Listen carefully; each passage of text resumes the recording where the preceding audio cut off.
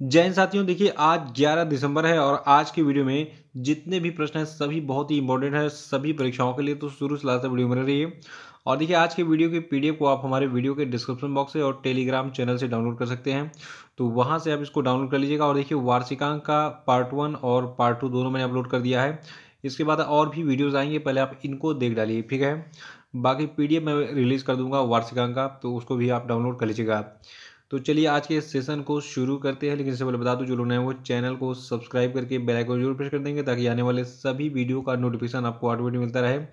और वीडियो को लाइक और शेयर भी कर दीजिएगा।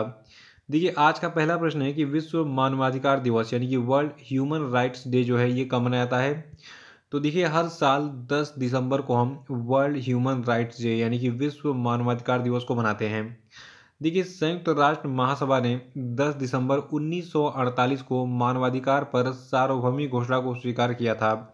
और देखिए मानवाधिकार दिवस की आधिकारिक स्थापना 4 दिसंबर 1950 को संयुक्त राष्ट्र महासभा की 317वीं प्लेनरी बैठक में की गई थी।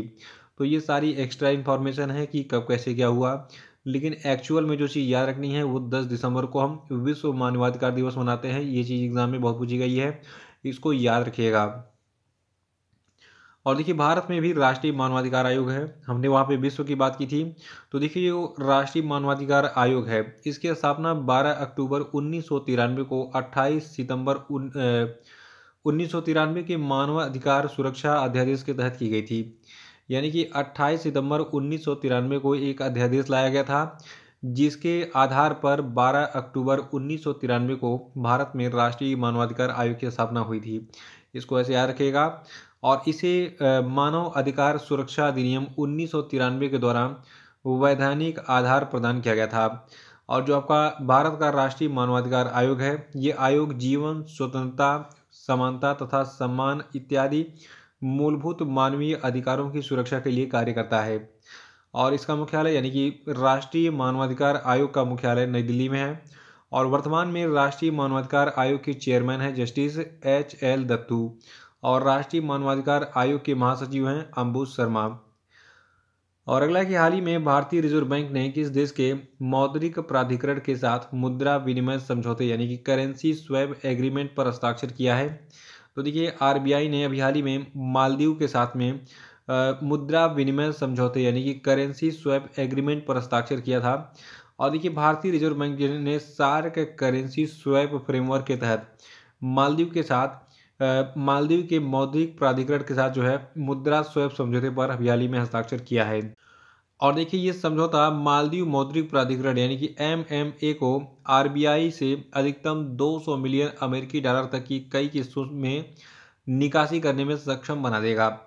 और देखिए मालदीव की अगर बात करें तो इसकी राजधानी माले है और मुद्रा है मालदीव रुपया। और राष्ट्रपति यहाँ के हैं इब्राहिम मोहम्मद सोली। और यहाँ की आधिकारिक भाषा दिवेही है। देखिए मालदीव से संबंधित बहुत सारे प्रश्न एग्जाम में पूछे जाते रहे हैं, जैसे कि चारों पॉइंट जो मैंने आपको बताए ये चारों के चारों एग्जाम में पूछे गए हैं। और एक खास बात और मैंने आपको रिसेंटली बताया था पिछले महीने में कि पर्यटन के मामले में जैसे भारत के सबसे अधिक पर्यटक कहाँ पे जाते हैं, मालदीव में, ठीक है। मालदीव में जितने भी देशों के पर्यटक आते हैं उनमें सबसे अधिक संख्या किसकी है, भारत के पर्यटकों की। काफ़ी खूबसूरत देश है, द्वीपीय देश है, छोटे छोटे आइलैंड हैं, बहुत प्यारा लगता है। आपने यूट्यूब पे और टीवी पे देखा भी होगा। और तीसरा प्रश्न है कि हाल ही में किस संस्था ने चेन्नई मेट्रो रेल नेटवर्क के विस्तार के लिए 780 मिलियन डॉलर के ऋण को मंजूरी दी है। तो देखिए ADB यानी कि एशियन डेवलपमेंट बैंक ने चेन्नई मेट्रो रेल नेटवर्क के विस्तार के लिए कुल 780 मिलियन डॉलर के ऋण को मंजूरी हाल ही में दी थी।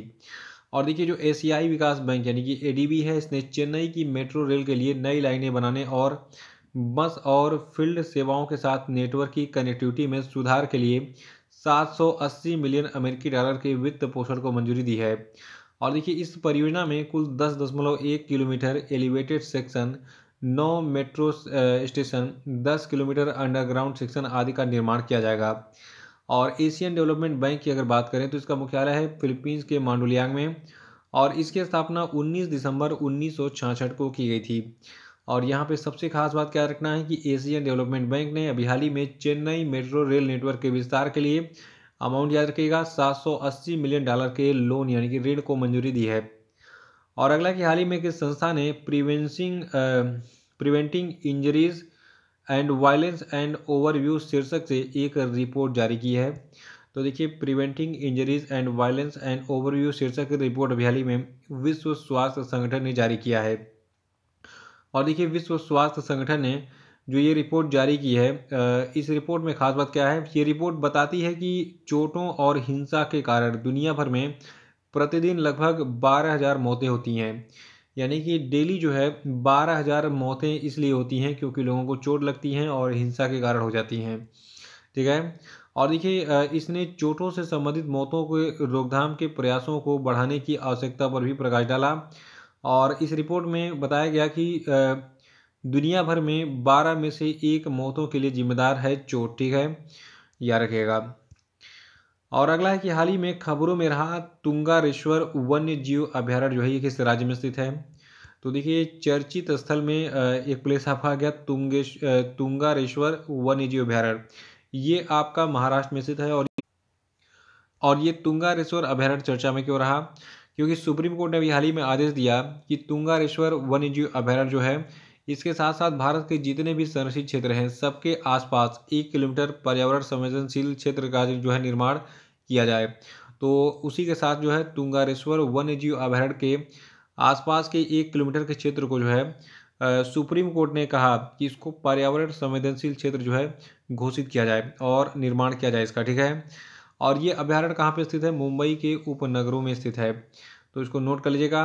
और ये तुंगारेश्वर वन्य जीव अभयारण्य जो है इसकी स्थापना 24 अक्टूबर 2003 को की गई थी। और अगला प्रश्न कि हाल ही में किस देश में जीवाणु संक्रमण स्ट्रेप ए से बच्चों की मृत्यु दर्ज की गई। देखिए, एक और नई बीमारी आ गई, कोरोना से तो पहले ही परेशान है पूरी दुनिया, एक बीमारी आ गई है, बैक्टीरियल डिजीज है, जीवाणु से होने वाला रोग है। और ये संक्रमण नाम दिया गया है संक्रमण को स्ट्रेप ए। तो इस संक्रमण से यूनाइटेड किंगडम में भी हाल ही में बच्चों की मृत्यु हो गई। देखिए, यूनाइटेड किंगडम में एक सामान्य जीवाणु संक्रमण स्ट्रेप ए से कम 6 बच्चों की मौतें हुई हैं। जब बैक्टीरिया रक्त प्रवाह में प्रवेश करते हैं तो संक्रमण गंभीर हो जाता है और इसे इन्वेसिव ग्रुप ए स्ट्रेप यानी कि आई गैस कहा जाता है। और देखिए, स्ट्रेप ए के लक्षणों में बुखार, त्वचा पर चकत्ते और एंटीबायोटिक्स के साथ आसानी से इलाज किया जाने वाला दर्द शामिल है। तो स्ट्रेप ए का जो संक्रमण है ये कहाँ देखा गया है, यूनाइटेड किंगडम में। और इस स्ट्रेप ए संक्रमण से बच्चों की मृत्यु दर्ज की गई है यूनाइटेड किंगडम में। और अगला है कि हाल ही में किस संस्था ने climate investment opportunities in India's cooling sector शीर्षक से रिपोर्ट जारी की है। तो देखिए, ये रिपोर्ट जारी किया है विश्व बैंक ने, याद रखिएगा। वर्ल्ड बैंक ने climate investment opportunities in India's cooling sector शीर्षक के अभी हाल ही में एक रिपोर्ट जारी की है। और ये रिपोर्ट कहती क्या है इसको हम जान लेते हैं। देखिए, इस रिपोर्ट में बताया गया है कि देश उच्च तापमान का अनुभव कर रहा है जो पहले आता है और लंबे समय तक रहता है। और देखिए, यहाँ पे किस देश की बात हो रही है, भारत की। ठीक है। और देखिए, भारत दुनिया के उन पहले स्थानों में से एक बन सकता है जहाँ गर्मी की लहरों यानी कि हीट वेव्स का अनुभव होता है जो कि मानव जीवित रहने की सीमा को तोड़ देती है। वाकई देखिए, पूरे भारत में बहुत ज़्यादा गर्मी बढ़ गई है क्योंकि लोग पेड़ काटते जा रहे हैं, कॉलोनियाँ बनाते जा रहे हैं। किसी भी कॉलोनी में बड़ी कॉलोनी है तो 1 या 2 पेड़ ही आपको दिखेंगे। पहले क्या था कि पहले पूरा गांव कहीं किसी गांव से गुजरिए तो पूरा हरा भरा दिखता था, अभी भी दिखता है, बहुत सारे गांव में बहुत सारे पेड़ लगे हुए हैं। लेकिन शहर वाले बिल्कुल सोचते हैं कि भाई कंक्रीट बिछा के बिल्कुल पूरा जो है पक्का फर्श लगा दें और उस पर टाइल्स मार्बल ग्रेनाइट लगा दें ताकि मेरा भौकाल बढ़ जाएगा, यार मेरा घर शानदार है। लेकिन वो पेड़ लगाना भूल जाते हैं जिससे उनको ऑक्सीजन मिलता है, मतलब जीवित रहना जिस चीज़ से, वो चीज़ जो है करना वो भूल जाते हैं। बाकी अपने घर को बनाते हैं तो कंक्रीट से पूरी ज़मीन को ढकवा देते हैं। तो यही कारण है कि देखिए, शहरों में वाटर लेवल भी गड़बड़ रहा है क्योंकि वहाँ पे कंक्रीट बिछते जा रहे हैं और खुला ज़मीन तो मिलेगा नहीं, बहुत कम जगहों पे मिलेगा आपको, ग्राउंड वाटर इसीलिए कम हो रहा है। तो ये तो हमने बात कर ली विश्व बैंक की climate investment opportunities in India cooling sector report की, जिसमें क्या कहा गया है कि भारत जो है ये उच्च तापमान का अनुभव कर रहा है जो कि पहले आता है, यानी कि जो हाई टेम्परेचर है ये आता है और लंबे समय तक बना रहता है, यानी गर्मी का मौसम जो है ये बहुत लंबे समय तक बना रहता है। और देखिए, इस बार तो सूखा भी पड़ने वाला था लेकिन लास्ट में बारिश हो गई।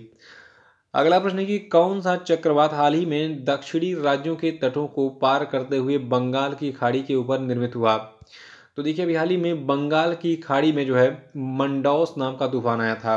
देखिए कुछ पढ़िए चाहे मत पढ़िए, अगर एक नंबर 100% कन्फर्म चाहिए तो जो भी तूफान जिस महीने में आता है उसको याद रखिए। तो दिसंबर का महीना चल रहा है और मंडौस नाम का एक तूफान बंगाल की खाड़ी के ऊपर निर्मित हुआ है। अब देखना यह है कि इससे कौन कौन से राज्य प्रभावित हुए हैं। देखिए जो चक्रवात मंडौस है ये चेन्नई से लगभग 620 किलोमीटर दक्षिण पूर्व में बंगाल की खाड़ी के दक्षिण पश्चिम में निर्मित हुआ। और देखिए इस तूफान के पुदुचेरी और श्रीहरिकोटा के बीच उत्तरी तमिलनाडु, पुदुचेरी और आंध्र प्रदेश के तटों को पार करने की संभावना थी। इसके प्रभाव में तटीय तमिलनाडु, पुदुचेरी और आंध्र प्रदेश के कुछ हिस्सों में 2 दिनों तक वर्षा होने की संभावना भी दर्ज की गई थी। तो ये थे चक्रवात मंडौस, याद रखिएगा ये बंगाल की खाड़ी के ऊपर आया था। और इसने किन किन क्षेत्रों को प्रभावित किया? श्रीहरिकोटा जो कि आंध्र प्रदेश में है, पुदुचेरी और तमिलनाडु और आंध्र प्रदेश के तटों को, ठीक है। और अगला है कि 12वें विश्व हिंदी सम्मेलन का मेजबान कौन है? ये बहुत इंपॉर्टेंट प्रश्न है। और ये कब आयोजित किया जाएगा ये सम्मेलन, ये भी इंपॉर्टेंट है। तो देखिए 12वां विश्व हिंदी सम्मेलन फिजी में आयोजित होगा और इसका जो आयोजन है ये फरवरी 2023 में फिजी में किया जाएगा। देखिए फिजी में विदेश मंत्रालय के द्वारा फिजी सरकार के सहयोग से 12वें विश्व हिंदी सम्मेलन का आयोजन किया जाएगा और इस सम्मेलन का विषय होगा हिंदी पारंपरिक ज्ञान से कृत्रिम बुद्धिमत्ता तक। और देखिए अब तक विभिन्न देशों में 11 विश्व हिंदी सम्मेलन आयोजित किए जा चुके हैं और इस बार फरवरी 2023 में 12वां विश्व हिंदी सम्मेलन फिजी में आयोजित किया जाएगा। तो जब इसका आयोजन हो जाएगा उसके बाद तब मैं जो है आपको विश्व हिंदी सम्मेलन के बारे में बहुत डिटेल में बताऊंगा कि अब तक कहाँ कहाँ पे विश्व हिंदी सम्मेलन हुआ है, ठीक है। तो फिलहाल 12वें को याद रखिए। और अब हम बात करेंगे आज के सभी खुश आमदीद में। आज के लिए आपके लिए पहला प्रश्न है कि राष्ट्रीय कृषि और ग्रामीण विकास बैंक यानी कि नाबार्ड का नया अध्यक्ष किसे नियुक्त किया गया, बताइए। और दूसरा है कि किस राज्य ने अपना खुद का दिव्यांग विभाग स्थापित किया है, बताइए।